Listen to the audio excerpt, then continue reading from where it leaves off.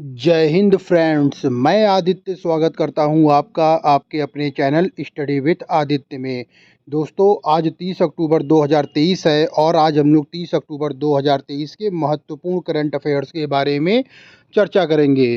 दोस्तों, आज की वीडियो बहुत ही अधिक इम्पॉर्टेंट है, इसलिए आप सभी लोग वीडियो के अंत तक बने रहिएगा। चलिए आज की वीडियो शुरू करते हैं। आज का हमारा पहला सवाल है, हाल ही में भारतीय सेना ने शौर्य दिवस कब मनाया है? इम्पोर्टेंट प्रश्न है। क्या पूछा गया है? हाल ही में भारतीय सेना ने शौर्य दिवस कब मनाया है? ऑप्शन दिया गया है 25 अक्टूबर, 26 अक्टूबर, 27 अक्टूबर या 28 अक्टूबर। सही जवाब है हमारा ऑप्शन सी, 27 अक्टूबर। 27 अक्टूबर को भारतीय सेना ने शौर्य दिवस मनाया है। आइए महत्वपूर्ण बिंदु के बारे में चर्चा कर लेते हैं।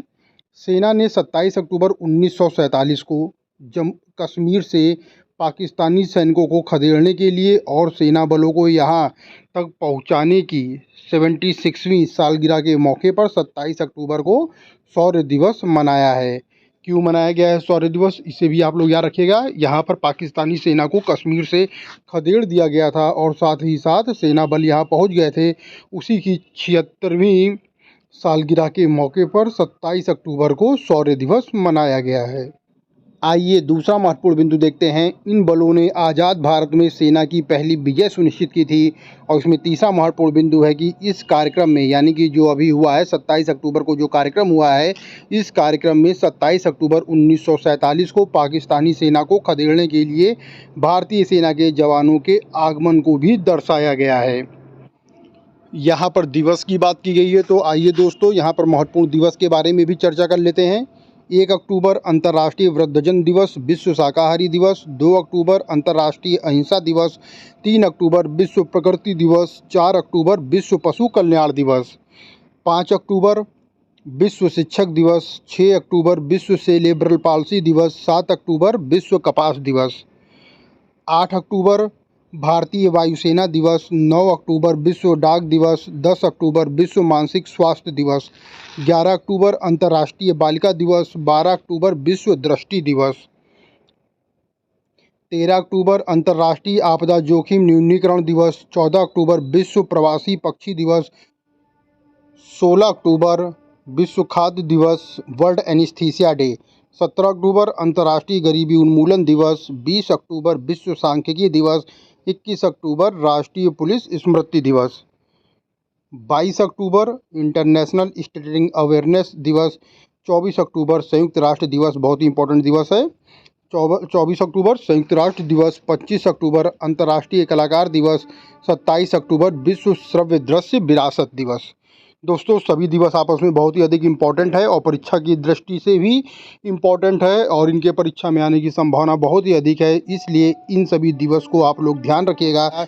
और अगर एग्ज़ाम में पूछा जाए भारतीय सेना ने शौर्य दिवस कब मनाया है, तो उसका सही जवाब होगा ऑप्शन सी, 27 अक्टूबर को मनाया है। आइए प्रश्न संख्या 2 देखते हैं। प्रश्न संख्या 2 है, हाल ही में 7वीं फ्यूचर इन्वेस्टमेंट इनिशिएटिव कहाँ हुई है? इंपॉर्टेंट सवाल है। क्या पूछा गया है? 7वीं फ्यूचर इन्वेस्टमेंट इनिशिएटिव कहाँ हुई है? ऑप्शन दिया गया है अबू धाबी, रियाद, मस्कट या दोहा। सही जवाब है हमारा ऑप्शन बी, रियाद में हुआ है। रियाद में क्या हुआ है? 7वीं फ्यूचर इन्वेस्टमेंट इनिशिएटिव हुई है। आइए इसके महत्वपूर्ण बिंदु के बारे में चर्चा कर लेते हैं। अक्टूबर 2023 में सऊदी अरब में 7वीं फ्यूचर इन्वेस्टमेंट इनिशिएटिव का आयोजन किया गया है। और ये सऊदी अरब में कहाँ किया गया है? तो सऊदी अरब की राजधानी रियाद में किया गया है। और इस इनिशिएटिव की थीम क्या है? थीम है द न्यू कंपास। आइए चौथा महत्वपूर्ण बिंदु देखते हैं। केंद्रीय वाणिज्य एवं उद्योग मंत्री पीयूष गोयल ने इस इनिशिएटिव में भारत का प्रतिनिधित्व किया है। किसने किया है? पीयूष गोयल जी ने किया है। पांचवा महत्वपूर्ण बिंदु है कि यह इनिशिएटिव आर्टिफिशियल इंटेलिजेंस और रोबोटिक्स, शिक्षा, स्वास्थ्य देखभाल और स्थिरता पर आधारित है। अगला महत्वपूर्ण बिंदु है कि इसका आयोजनकर्ता कौन है? तो फ्यूचर इन्वेस्टमेंट इनिशिएटिव इंस्टीट्यूट है। और इसका उद्देश्य क्या है? तो निवेश के नए रास्तों पर चर्चा करने के लिए दुनिया भर से सरकार और वाणिज्यिक नेताओं को इकट्ठा करना इसका उद्देश्य है। आइए प्रश्न संख्या 3 देखते हैं। हाल ही में उत्तर पूर्व भारत महोत्सव कहाँ शुरू हुआ है? ये भी इम्पोर्टेंट प्रश्न है। क्या पूछा गया है? हाल ही में उत्तर पूर्व भारत महोत्सव कहाँ शुरू हुआ है? ऑप्शन दिया गया है मलेशिया, वियतनाम, सिंगापुर या इसमें से कोई नहीं। सही जवाब है हमारा ऑप्शन बी वियतनाम। वियतनाम में कौन सा महोत्सव शुरू किया गया है? तो उत्तर पूर्व भारत महोत्सव का आयोजन जो किया गया है वो वियतनाम में किया गया है। आइए महत्वपूर्ण बिंदु के बारे में चर्चा कर लेते हैं। उत्तर पूर्व भारत महोत्सव वियतनाम में 27 अक्टूबर से 29 अक्टूबर के मध्य में संपन्न हुआ है। इसे भी आप लोग ध्यान रखिएगा कि उत्तर पूर्व भारत महोत्सव कहाँ हुआ है, तो उसका सही जवाब होगा वियतनाम में हुआ है। प्रश्न संख्या 4 है, हाल ही में भारतीय चिकित्सा अनुसंधान परिषद ICMR ने किस राज्य के दुर्गम इलाकों में ड्रोन के माध्यम से दवाएं पहुंचाई हैं? इम्पोर्टेंट प्रश्न है। क्या पूछा गया है कि भारतीय चिकित्सा अनुसंधान परिषद यानी कि ICMR ने किस राज्य के दुर्गम इलाकों में ड्रोन के माध्यम से दवाएं पहुंचाई हैं?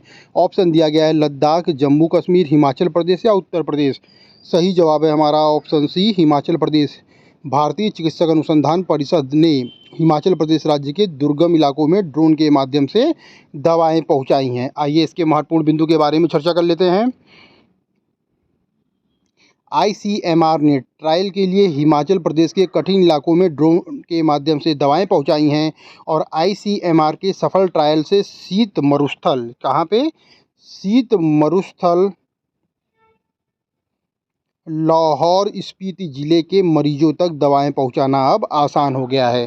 दोस्तों प्रश्न बहुत ही अच्छा है, इम्पॉर्टेंट है, इसको आप लोग ध्यान रखिएगा कि भारतीय चिकित्सक अनुसंधान परिषद ने कहां पर ड्रोन के माध्यम से दवाएं पहुंचाई हैं, तो उसका सही जवाब होगा हिमाचल प्रदेश में पहुंचाई हैं। आइए हिमाचल प्रदेश के महत्वपूर्ण करंट अफेयर्स के बारे में चर्चा कर लेते हैं। हिमाचल प्रदेश के मुख्यमंत्री ने दिव्यांग बच्चों को सशक्त बनाने के लिए सबल योजना को शुरू किया है। अगर पूछा जाए कि सबल योजना किस राज्य सरकार की योजना है, तो उसका सही जवाब होगा हिमाचल प्रदेश। दूसरा महत्वपूर्ण बिंदु है, हिमाचल प्रदेश सरकार ने सफाई कर्मचारियों को आयुष्मान भारत योजना में शामिल किया है।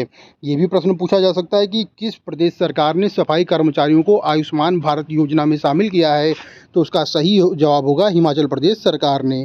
तीसरा महत्वपूर्ण बिंदु है इसमें, हिमाचल प्रदेश में मैपिंग तिब्बत प्रदर्शनी का आयोजन किया गया है, इसे भी आप लोग ध्यान रखिएगा। और चौथा इसमें महत्वपूर्ण बिंदु है, हिमाचल प्रदेश सरकार ने हस्तशिल्प एवं हथकरघा निगम का नाम बदलकर क्या रख दिया है? हिमक्राफ्ट रख दिया है। पूछा जा सकता है कि किस प्रदेश की सरकार ने हस्तशिल्प एवं हथकरघा निगम का नाम बदलकर हिमक्राफ्ट रखा है, तो उसका सही जवाब होगा हिमाचल प्रदेश सरकार ने। पांचवा इसमें महत्वपूर्ण बिंदु है कि हिमाचल प्रदेश के मुख्यमंत्री ने सशक्त महिला ऋण योजना को शुरू किया है। दोस्तों पांचों पॉइंट बहुत ही अधिक इम्पॉर्टेंट है, इसलिए इन पांचों पॉइंट को आप कहीं ना कहीं नोट कर लीजिए और एग्ज़ाम के पर्पज़ से ये जरूर आएगा। आइए प्रश्न संख्या 5 देखते हैं। हाल ही में गाजा संघर्ष पर शांति शिखर सम्मेलन कहाँ हुआ है? अच्छा प्रश्न है। क्या पूछा गया है कि हाल ही में गाजा संघर्ष पर शांति शिखर सम्मेलन कहाँ हुआ है? ऑप्शन दिया गया है मिस्र, इजराइल, ईरान या जॉर्डन। सही जवाब है हमारा ऑप्शन ए मिस्र में संपन्न हुआ है। कहाँ संपन्न हुआ है गांजा संपर्क पर शांति शिखर सम्मेलन? तो मिस्र में हुआ है। और शांति सम्मेलन का अगर नाम पूछे तो काहिरा शांति शिखर सम्मेलन है। आइए महत्वपूर्ण बिंदु के बारे में चर्चा कर लेते हैं। गांजा संघर्ष पर शांति शिखर सम्मेलन मिस्र की राजधानी काहिरा में हुआ है। दूसरा महत्वपूर्ण बिंदु है, काहिरा शांति शिखर सम्मेलन में इजराइल के अरब सहयोगियों ने गांजा युद्ध पर बढ़ते गुस्से का इजहार किया है। और तीसरा महत्वपूर्ण बिंदु है इसमें कि मिस्र और जॉर्डन ने काहिरा शांति शिखर सम्मेलन में गांजा में उनके कार्यों को लेकर इजराइल की कड़ी आलोचना की है। आइए प्रश्न संख्या 6 देखते हैं। हाल ही में नवा दिव्य कला मेला 2023 कहाँ प्रारंभ हुआ है? इम्पोर्टेंट सवाल है। क्या पूछा गया है कि हाल ही में नवा दिव्य कला मेला 2023 कहाँ प्रारंभ हुआ है? ऑप्शन दिया गया इसमें बेंगलुरु, जयपुर, लखनऊ या इंदौर। सही जवाब है हमारा ऑप्शन ए बेंगलुरु। नवा दिव्य कला मेला 2023 का आयोजन कहाँ हुआ है? बेंगलुरु में हुआ है। आइए महत्वपूर्ण बिंदु के बारे में चर्चा कर लेते हैं। दिव्य कला मेला 27 अक्टूबर से 5 नवंबर 2023 तक बेंगलुरु कर्नाटक में आयोजित किया जाएगा और इसका उद्देश्य अगर पूछा जाए तो दिव्यांग उद्यमियों को सशक्त बनाने का प्रयास करना है। अच्छा प्रश्न है ये। अगर मान लीजिए एग्जाम में पूछा जाए दिव्य कला मेला का आयोजन कहाँ किया जा रहा है, तो बेंगलुरु कर्नाटक में इसका आयोजन किया जा रहा है। आइए प्रश्न संख्या 7 देखते हैं। कौन सा देश दुनिया का सबसे बड़ा अंडर वाटर टेलीस्कोप ट्राइडेंट बना रहा है? ऑप्शन दिया गया है इसमें चीन, अमेरिका, जर्मनी या जापान? सही जवाब है हमारा ऑप्शन ए चीन। चीन देश जो है वो दुनिया का सबसे बड़ा अंडर वाटर टेलीस्कोप ट्राइडेंट बना रहा है। ये इम्पोर्टेंट प्रश्न है। आइए इसके महत्वपूर्ण बिंदु के बारे में चर्चा कर लेते हैं। चीन दुनिया का सबसे बड़ा अंडर वाटर टेलीस्कोप ट्राइडेंट बना रहा है। यह टेलीस्कोप पानी के अंदर मौजूद घोस्ट पार्टिकल की खोज करेगा। पूछा जा सकता है एग्जाम में कि जो ट्राइडेंट है वो किसकी खोज करेगा, तो उसका सही जवाब होगा घोस्ट पार्टिकल की खोज करेगा। तीसरा महत्वपूर्ण बिंदु है कि चीन पश्चिमी प्रशांत सागर में समुद्र की सतह से 11.5 फीट नीचे इस दूरबीन को लगा रहा है। इस दूरबीन में 24,000 ऑप्टिकल सेंसर हैं और अगर इसकी देखा जाए कि डिटेक्टर कहाँ तक जाएगा तो 2.5 मील तक ये फैला होगा। पांचवा महत्वपूर्ण बिंदु है कि इसमें ट्राइडेंट इतना ताकतवर होगा कि 1.7 घन मील तक घोस्ट पार्टिकल को स्कैन कर सकेगा। अगर पूछा जाए घोस्ट पार्टिकल क्या होता है, तो घोस्ट पार्टिकल ऐसे कण होते हैं इनका ना तो इनका भार जो होता है वो ना के बराबर होता है, इस कारण ये देखना बहुत ही अधिक मुश्किल होता है। आइए प्रश्न संख्या 8 देखते हैं। प्रश्न संख्या 8 है, हाल ही में रोजगार के अवसरों को बढ़ाने के लिए iStart talent connect portal, क्या iStart talent connect portal किसने लॉन्च किया है? ऑप्शन दिया गया है गुजरात, मध्य प्रदेश, राजस्थान या उत्तर प्रदेश। सही जवाब है हमारा ऑप्शन सी राजस्थान। राजस्थान ने क्या किया है कि रोजगार के अवसरों को बढ़ावा देने के लिए iStart talent connect portal को लॉन्च किया है। आइए प्रश्न संख्या 9 देखते हैं। हाल ही में दिवंगत हुए पहले ब्लैक एक्शन हीरो रिचर्ड राउंट्री का संबंध किस देश से है? इंपॉर्टेंट सवाल है। क्या पूछा गया है? हाल ही में दिवंगत हुए पहले ब्लैक एक्शन हीरो रिचर्ड राउंट्री का संबंध किस देश से है? ऑप्शन इसमें दिया गया है दक्षिण अफ्रीका, यूएसए, फ्रांस या इटली। सही जवाब है हमारा ऑप्शन बी यूएसए से संबंधित है। कौन संबंधित है? पहले ब्लैक एक्शन हीरो रिचर्ड राउंट्री का संबंध यूएसए देश से है। आइए इसमें कुछ महत्वपूर्ण बिंदु के बारे में चर्चा कर लेते हैं। जो अभी हाल ही में दिवंगत हुए हैं उनके बारे में भी चर्चा करते हैं। बिशन सिंह बेदी जो भी हाल ही में दिवंगत हुए उनका संबंध किससे है? तो उनका संबंध क्रिकेट से है। दूसरा इसमें महत्वपूर्ण बिंदु है कि नोबेल पुरस्कार विजेता जो लुईस ग्लुक जिनका अभी हाल ही में निधन हुआ है, उनको कब नोबेल पुरस्कार मिला था और किस क्षेत्र में मिला था? तो उनको साहित्य के क्षेत्र में नोबेल पुरस्कार मिला था और वर्ष 2020 में मिला हुआ था। तीसरा इसमें महत्वपूर्ण बिंदु है नोबेल पुरस्कार विजेता मार्टिन अहतिसारी के बारे में इसमें पूछा गया कि कौन थे? तो याद रखिएगा ये फिनलैंड के राष्ट्रपति थे और शांति के नोबेल पुरस्कार से सम्मानित किए गए थे। और कब किए गए थे? तो वर्ष 2008 में किए गए थे। और अभी हाल ही में एक और निधन हुआ था डॉक्टर मनोहर सिंह गिल का, यानी MS गिल का निधन हुआ था। ये कौन थे? तो भारतीय निर्वाचन आयोग से संबंधित थे और भारत के 11वें मुख्य चुनाव आयुक्त थे। इन सभी पॉइंट को आप लोग जरूर याद रखिएगा, परीक्षा की दृष्टि से बहुत ही अधिक इम्पोर्टेंट है। आइए आज का अंतिम प्रश्न देखते हैं। आज का हमारा 10वां प्रश्न है, WHO ने अपने टीबी सलाहकार समूह में सदस्य के रूप में किसे नियुक्त किया है? इंपॉर्टेंट सवाल है।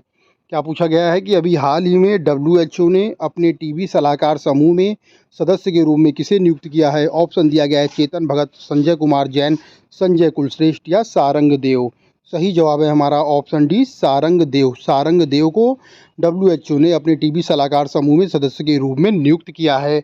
आइए इसके महत्वपूर्ण बिंदु के बारे में चर्चा कर लेते हैं। प्रोफेसर सारंग देव को विश्व स्वास्थ्य संगठन द्वारा तपेदिक के लिए रणनीतिक और तकनीकी सलाहकार समूह के सदस्य के रूप में इनको नियुक्त प्रदान किया गया है।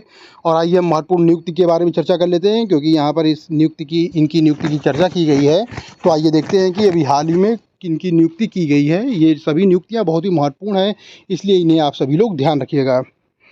स्लोवाकिया के प्रधानमंत्री अभी हाल ही में कौन बने हैं? तो रॉबर्ट फिको बने हुए हैं। मलेशिया देश के नए राजा और नरेश कौन बनेंगे? तो सुल्तान इब्राहिम सुल्तान इस्कंदर बनेंगे। इक्वाडोर के नए राष्ट्रपति अगर पूछा जाए तो डेनियल नोबोआ। अगर न्यूजीलैंड के नवनिर्वाचित प्रधानमंत्री के बारे में पूछा जाए तो क्रिस्टोफर लक्सन बनेंगे। अगर अगला प्रश्न देखते हैं, संयुक्त राष्ट्र में भारत के स्थायी प्रतिनिधि कौन हैं? तो अरिंदम बागची बने हैं। और बिम्सटेक के महासचिव कौन बने हैं? इंद्रमणि पांडे बने हैं। ये पहले भारतीय हैं जो बिम्सटेक के महासचिव बने हैं। अगला महत्वपूर्ण प्रश्न इसमें देखते हैं, अमरीकी प्रतिनिधि सभा के स्पीकर कौन हैं? तो ये सही जवाब है माइक जॉनसन बने हुए हैं, अमरीकी प्रतिनिधि सभा के स्पीकर बने हुए हैं। दोस्तों आइए अब कल की वीडियो का क्विक रिवीजन कर लेते हैं। कल 29 अक्टूबर 2023 थी और कल हम लोग 29 अक्टूबर 2023 के प्रश्नों का जल्दी से रिवीजन कर लेते हैं। पहला सवाल है, विश्व श्रव्य दृश्य विरासत दिवस कब मनाया गया है? सही जवाब है 27 अक्टूबर को। हाल ही में रॉबर्ट पिको को किस यूरोपीय देश का प्रधानमंत्री नियुक्त किया गया है? सही जवाब है स्लोवाकिया का। तीसरा प्रश्न है, हाल ही में यूरोपीय संघ और भारत का संयुक्त नौसेना अभ्यास कहाँ हुआ है? तो उसका सही जवाब है गिनी की खाड़ी में हुआ है। प्रश्न संख्या 4 है, हाल ही में किस देश की अदालत ने 8 पूर्व भारतीय नौसेना कर्मियों को मौत की सज़ा सुनाई है? सही जवाब है कतर। प्रश्न संख्या 5 है, राष्ट्रीय स्तर पर सरस आजीविका मेला 2023 का आयोजन कहाँ किया जा रहा है? तो सही जवाब है हरियाणा में। छठा प्रश्न है, हाल ही में एशियाई पैरा गेम्स 2023 में पुरुष एकल SL3 बैडमिंटन स्पर्धा में प्रमोद भगत ने कौन सा पदक जीता है? तो उसका सही जवाब है स्वर्ण पदक जीता है। सातवां सवाल है, हाल ही में घड़ी निर्माता राडो की ग्लोबल ब्रांड एम्बेसडर कौन बनी है? उसका सही जवाब है कैटरीना कैफ। अगला प्रश्न है, इंडिया मोबाइल कांग्रेस का 7वां संस्करण कहाँ प्रारंभ होगा? तो उसका सही जवाब है नई दिल्ली में। 9वां सवाल है, हाल ही में सुल्तान इब्राहिम सुल्तान इस्कंदर को किस देश का राजा बनाया गया है? तो उसका सही जवाब है मलेशिया का। प्रश्न संख्या 10 है, हाल ही में वैश्विक शिक्षक पुरस्कार 2023 किसे चुना गया है? तो उसका सही जवाब है दीप नारायण नायक को चुना गया है। ये पश्चिम बंगाल राज्य के हैं। आइए कल के प्रश्न देखते हैं। कल हमने 2 सवाल पूछा था आपसे।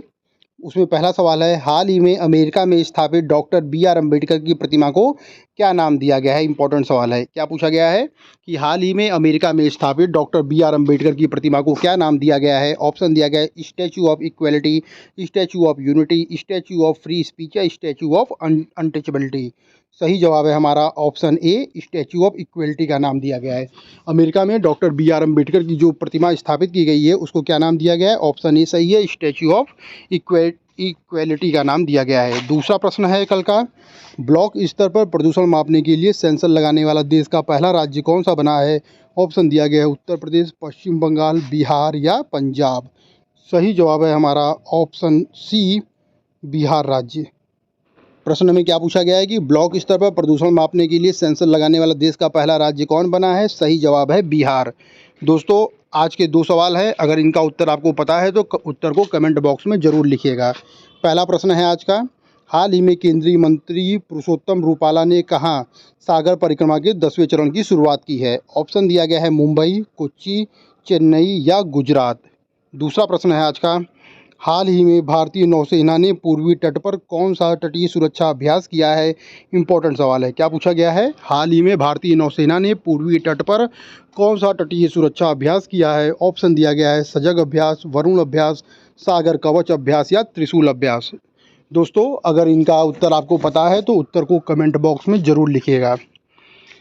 हमारी आज की वीडियो यहीं समाप्त होती है। अगर आप चैनल में नए हैं तो चैनल को लाइक करें, शेयर करें और सब्सक्राइब करें, क्योंकि इस चैनल के माध्यम से मैं daily current affairs, weekly current affairs, monthly current affairs, सामान्य अध्ययन और स्टैटिक जीके की क्लास लेकर आता हूं, जो कि पॉइंट टू पॉइंट होती है और परीक्षा की दृष्टि से बहुत ही अधिक उपयोगी होती है। इसलिए अगर आप चैनल में नए हैं तो चैनल को सब्सक्राइब जरूर कर लें। Study with Aditya. Thank you friends. जय हिंद फ्रेंड्स।